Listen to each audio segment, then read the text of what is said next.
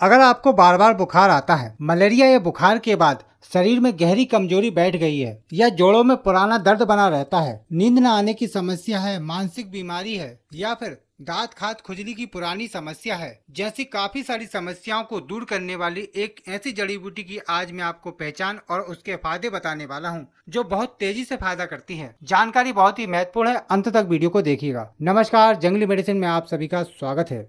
यह पौधा आप जो देख रहे हैं, यह सहदेवी का पौधा है। आयुर्वेद के महान ग्रंथों में जैसे भाव प्रकाश निघंटु और चरक संहिता में इस वनस्पति को बहुत ही उच्च स्थान प्राप्त है। संस्कृत में इसे सहदेवी कहा जाता है, जिसका अर्थ है देवी स्वरूप औषधि, जो हर प्रकार के रोगों को नाश करने की शक्ति रखती है। और इसका वनस्पतिक नाम है बनोरनिया सिनेरिया। चलिए इसकी छोटी सी पहचान मैं आपको कराता हूँ, इसके बाद इसके औषधीय गुण और प्रयोग जानेंगे। हिंदी में इसे सहदोई, सहदेवी, मराठी में और गुजराती में इसे सदोड़ी कहते हैं। बंगाल में कुकरमिया के नाम से जाना जाता है। प्राचीन ग्रंथों में देव कुसुमा भी कहा गया है, क्योंकि इसके जो फूल होते हैं वह छोटे छोटे बैगनी रंग के होते हैं, जो देवताओं को प्रिय होते हैं। आयुर्वेद के अनुसार इसके गुण धर्म की बात करें तो इसका रस तीक्त, कड़वा और कसाय होता है। इसका गुण लघु और रुक्ष है तथा इसका वीर यानी कि इसकी तासीर गर्म है और विपाक कटु है। अपनी इसी कड़वी और गर्म तासीर के कारण यह शरीर के कफ दोष और वात दोष को जड़ से शांत करता है और बिगड़े हुए पित्त को संतुलित करके बुखार को शरीर से बाहर निकाल देता है। इस पर इस तरह के पत्ते लगते हैं और इस पर इस तरह के फूल खिलते हैं, जिससे इस पौधे को पहचाना जा सकता है। इस पौधे को आप साल भर ही देख सकते हैं। यह जंगलों में और जहाँ पर झाड़ियाँ होती हैं और खंडर वगैरह होते हैं, वहाँ पर यह अपने आप ही उग जाता है। चलिए इसके औषधीय प्रयोग जानते हैं। अगर आप मौसम बदलते ही बुखार या मलेरिया की चपेट में आ जाते हैं, तो सहदेवी का यह पहला प्रयोग किसी वरदान से कम नहीं है। इसके लिए आपको सहदेवी का पंचांग लेना है, यानी कि फूल, पत्ते, जड़, तना, पौधे के सभी भाग को लेकर उसको छाया में सुखा लेना है और इसका मोटा मोटा चूर्ण आपको बना लेना है। अब एक चम्मच 5 से 10 ग्राम तक की मात्रा इसके क्वाथ को आपको लेना है और इसे 200 ml पानी में उबालना है। जब पानी आधा रह जाए या और भी कम बचे, तब इसको थोड़ा ठंडा करके गुनगुना होने पर भोजन के 1 घंटा पहले सुबह और शाम आपको इसका सेवन करना है। इसको घूंट घूंट करके पीना है। यदि आपको ये ज्यादा कड़वा लगे तो आप इसमें थोड़ी सी मिश्री या फिर शहद भी मिला सकते हैं। यह काढ़ा शरीर में पसीना लाकर शरीर के तापमान को तुरंत कम करता है और खून में मौजूद बुखार के कीटाणुओं को नष्ट करता है। यह बहुत ही तेजी से असर करता है और बहुत ही फायदेमंद औषधि है। एक बात का आपको ध्यान रखना है कि इस प्रयोग के दौरान आपको तेज मिर्च मसाले, फ्रिज का ठंडा पानी और भारी भोजन आदि का पूरी तरह परहेज करना है। गर्भवती महिलाएं और छोटे बच्चे इसका प्रयोग करने से पहले किसी वैद्य की सलाह जरूर ले लें। यह काढ़ा खून को साफ करके शरीर में छुपे हुए बुखार को पसीने के रास्ते शरीर से बाहर निकाल देता है।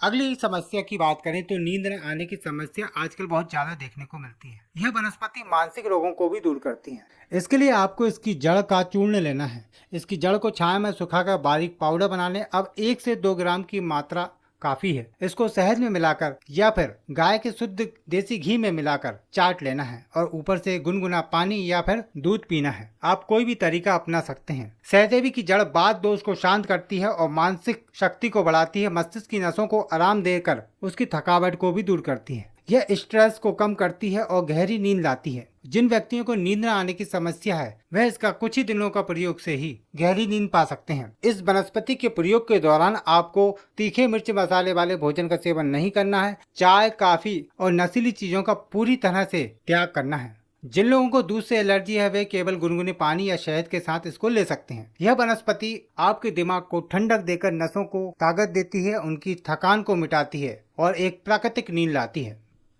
अगले प्रयोग की बात करें तो दांत खाज, खुजली, फंगस इन्फेक्शन या फिर खून की खराबी से आप परेशान हैं, तो यह प्रयोग आपके लिए बहुत ही अचूक काम करेगा। इसका प्रयोग करने के लिए आपको इस पौधे को ताजा लेना है और उसको कूट कर पेस्ट बना लें और उसको कपड़े की सहायता से छानकर थोड़ा पानी मिलाकर इसका रस निकाल लें। अब 1 कप गुनगुने पानी में 3-4 चम्मच तक इसका रस डाल दें और सुबह खाली पेट इसको पी जाएं। सुबह शाम आपको यह प्रयोग करना है। साथ में जो बचा हुआ रस है उसको प्रभावित जगह पर लगाना है। जहाँ पर भी दांत खाज खुजली है, वहाँ पर इस रस को लगा लेना है या इसके पत्तों को पीस कर भी आप लगा सकते हैं। यह त्वचा के संक्रमण को दूर करता है, घाव को भी जल्दी भरने की कोशिश करता है। इसकी कड़वी और कसाय तासीर खून में मौजूद विषैले तत्वों को तेजी से बाहर निकालती है और त्वचा के संक्रमण को सुखाती है। आपको ध्यान रखना है कि इस प्रयोग के दौरान आपको खट्टे जैसे कि इमली, अचार आदि का सेवन नहीं करना है, नमक का पूरी तरह से परहेज रखना है और मीठे पदार्थों का सेवन भी नहीं करना है।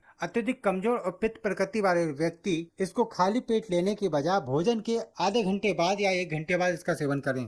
यह आपके ब्लड को पूरी तरह से शुद्ध करके त्वचा रोगों को दूर करता है और शरीर को निरोग बनाता है। पुराना टाइफाइड है, मलेरिया की समस्या है या हड्डियों में बुखार बैठ गया है, तरह तरह की दवाएं करने के बाद भी बुखार दूर नहीं हो रहा है, तो आयुर्वेद के महान ग्रंथ भाव प्रकाश निघंटु से लिया गया यह पहला मिश्रित प्रयोग एक रामबाण औषधि की तरह काम करता है। इस योग को बनाने के लिए आपको 4 चीजों की आवश्यकता होगी। पहली औषधि है सहदेवी का पंचांग का चूर्ण 3 ग्राम यानी कि आधा छोटा चम्मच, गिलोय का चूर्ण 3 ग्राम और तीसरी औषधि है सौंठ यानी कि अदरक का चूर्ण 2 ग्राम और चौथी औषधि है नागर मोथा का चूर्ण जो आपको 2 ग्राम लेना है। अब इन सभी औषधियों को एक बर्तन में डालकर ऊपर से 400 मिलीलीटर पानी डाल दें। अब इसको आपको धीमी आंच पर उबालना है। उबलते उबलते केवल 100 मिलीलीटर पानी बचे तब गैस को बंद कर दें और इसको ठंडा होने के लिए रख दें। थोड़ा गुनगुना होने पर इसको छान लें और सुबह और शाम आपको इसको पीना है। इस दवा के दौरान आपको दही, छाछ, केला या किसी भी प्रकार के ठंडे पदार्थों का सेवन नहीं करना है। कुछ ही दिनों के प्रयोग से यह योग आपके शरीर के रस और रक्त धातु में छिपे हुए कफ और वात को पचा देता है, जिससे पुराना बुखार जड़ से खत्म हो जाता है। हाई ब्लड प्रेशर वाले जो मरीज होते हैं वह इसमें सौंठ की मात्रा को आधी कर देना चाहिए। अगले प्रयोग की बात करें तो जो लोग अत्यधिक कमजोर हैं, शरीर की कमजोरी बनी हुई है, थकान हमेशा बनी रहती है, कुछ भी काम करते हैं तुरंत थक जाते हैं, तो यह शक्तिवर्धक प्रयोग उनके शरीर में नई जान फूंक देगा, 100 घोड़ों की ताकत भर देगा। यह योग अष्टांग हृदय से लिया गया है।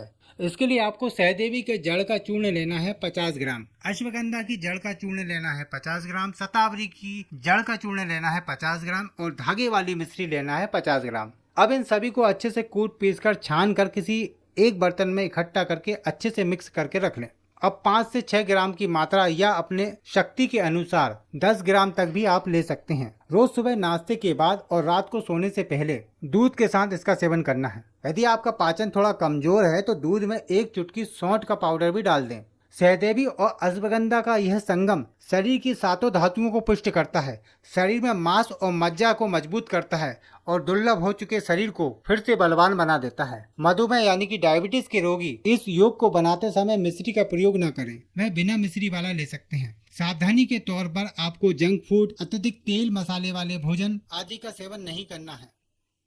अगर आप जोड़ों के पुराने दर्द से परेशान हैं, गठिया की समस्या ने जीना मुश्किल कर दिया है, तो सारंगधर संहिता के सिद्धांतों पर आधारित यह चौथा मिश्रित योग किसी वरदान से कम नहीं है। इसे बनाने के लिए आपको सहदेवी के पंचांग का चूर्ण 4 ग्राम, निर्गुंडी के पत्तों का चूर्ण 3 ग्राम, रासना का चूर्ण 2 ग्राम और सौंठ का चूर्ण 1 ग्राम लेना है। अब इन सभी औषधियों को 300 मिलीलीटर पानी में डालकर धीमी आंच पर उबालें। जब यह काढ़ा उबल कर आधा हो जाए तब इसको सूती कपड़े से छान लें और सुबह के नाश्ते के 1 घंटे बाद और रात को भोजन के 1 घंटे बाद आपको गुनगुना सेवन करना है। अनुपान के रूप में यानी कि इस काढ़े में आप 1-1 चम्मच अरंडी का तेल मिला लेना चाहिए, जिससे यह दवा आपको तुरंत फायदा करती है और 100% लाभ पहुंचाती है। इस दवा के दौरान आपको खट्टी चीजें जैसे कि नींबू, अचार और बासी भोजन का सेवन बिल्कुल नहीं करना है। यह योग शरीर में बढ़े हुए आमवात, विषैले कफ और वात को पिघलाकर जोड़ों से बाहर निकाल देता है, जिससे सूजन और दर्द में तेजी से आराम मिलता है।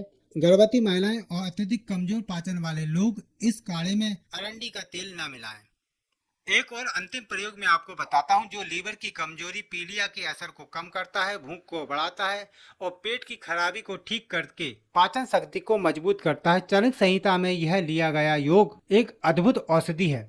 इसके लिए आपको सहदेवी का पंचांग का चूर्ण लेना है 3 ग्राम, भूमि आंवला का चूर्ण लेना है 3 ग्राम, कुटकी का चूर्ण लेना है 1 ग्राम और काली मिर्च का चूर्ण लेना है आधा ग्राम। अब इन सभी औषधियों को लेकर 200 ml पानी में भिगोकर रख दें रात को और सुबह इस पानी को धीमी आंच पर 5 मिनट तक हल्का उबालें, फिर छान लें। इस काढ़े को सुबह नाश्ते के आधे घंटे पहले और शाम को सूर्यास्त के समय खाली पेट पीना है। इसको गुनगुना सेवन करना है। इस दवा के दौरान आपको मैदे से बनी चीजें, चाय, कॉफी, शराब या किसी प्रकार के भारी और नशीले पदार्थों का सेवन नहीं करना है। कुटकी और सहदेवी लीवर की कोशिकाओं को सक्रिय करती है और पित्त के प्रभाव को सुधारकर पाचन शक्ति को तेज करती है। अत्यधिक दस्त या पेचिश की स्थिति में इस योग का सेवन नहीं करना चाहिए। आसान शब्दों में कहें तो यह योग आपके लीवर की पूरी तरह से मरम्मत करता है, शरीर को डिटॉक्स करता है, भूख को बढ़ाता है और पाचन शक्ति को कई गुना बढ़ा देता है। दोस्तों, आधुनिक विज्ञान भी हमारे ऋषि मुनियों के इस प्राचीन ज्ञान को पूरी तरह सच मानते हैं। आज के समय में हुए कई वैज्ञानिक शोधों में यह साबित हो चुका है कि सहदेव में फ्लोवेनाइड्स, सेस्क्यूटेर्पिन और ल्यूटोसिन जैसे बेहद शक्तिशाली सक्रिय तत्व पाए जाते हैं। नई रिसर्च के अनुसार यह तत्व शरीर में सूजन को तेजी से कम करते हैं और मलेरिया के परजीवी को नष्ट करने में अचूक काम करते हैं और साथ ही हमारे लीवर की कोशिकाओं को नई जिंदगी देते हैं।